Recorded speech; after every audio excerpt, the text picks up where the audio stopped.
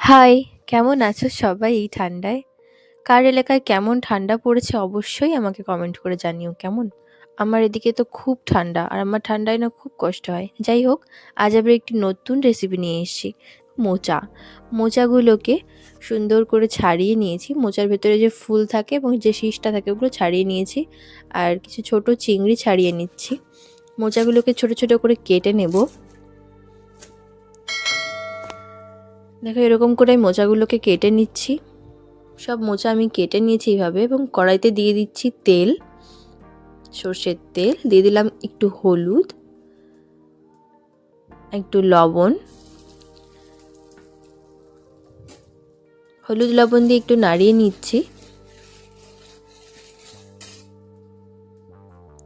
এবার দিয়ে দিচ্ছি চিংড়ি মাছগুলো। আবার এই চিংড়ি মাছের হাত পাগুলো দেখে কেউ কিছু বলতে এসো না। যে যেমনভাবে খেতে পছন্দ করে সে তেমনভাবে খায়। তোমরা যদি পছন্দ না করো অবশ্যই এগুলো ফেলে দিও।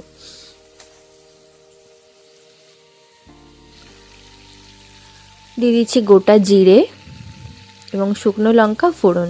ফোড়নটাকে একটু ভেজে নেব।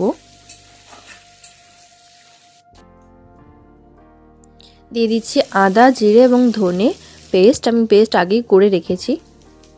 একটু জল দিয়ে দিলাম, এতে করে মশলা পুড়ে যাবে না। মশলাটাকে তেলের সঙ্গে খুব সুন্দর করে কষিয়ে নিচ্ছি। দেখো আমার মশলা কষানো হয়ে গেছে। এবার দিয়ে দেব কেটে রাখা আলু।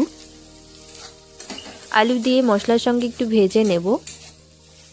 দেখো আলুগুলো সুন্দর করে ভেজে নিয়েছি। এবার দিয়ে দিচ্ছি সে কুচিয়ে রাখা মোচাটা। অনেকে মোচা ভাপিয়ে নেয়, আমি ভাপিয়ে নিয়েও রান্না করি, আবার এইভাবেও করি। দুভাবেই টেস্ট একই রকমই হয়।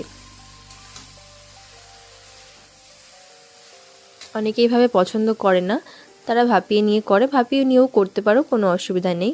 দিয়ে দিচ্ছি কিছুটা লবণ স্বাদ মতো।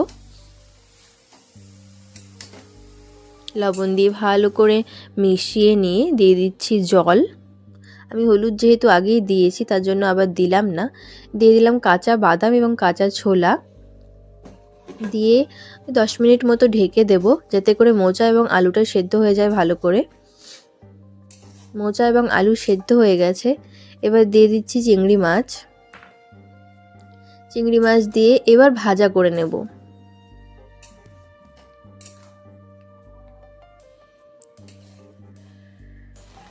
কিছুটা ভাজা করার পরে দিয়ে দিচ্ছি গরম মশলা গুঁড়ো 1 চামচ মতো।